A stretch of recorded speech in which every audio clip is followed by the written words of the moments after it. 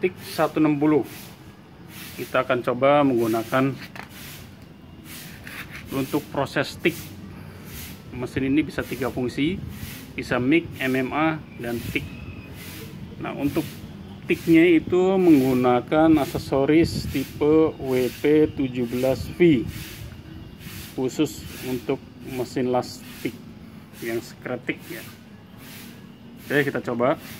Kita buka.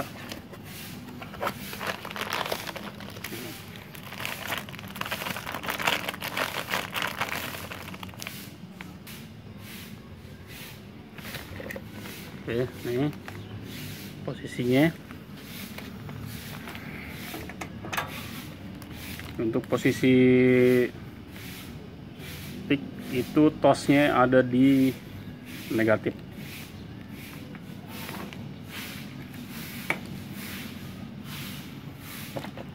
Nah, untuk selang ini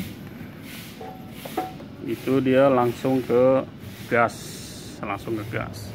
Nah, untuk air clampnya itu ada di plus, ready plus.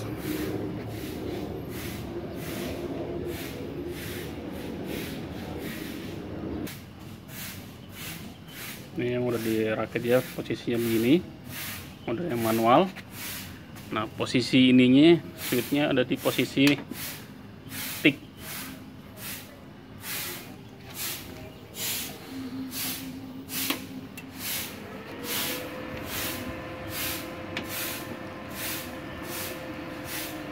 Nah, kalau kita tempel di besi, nah nanti dia langsung nyala.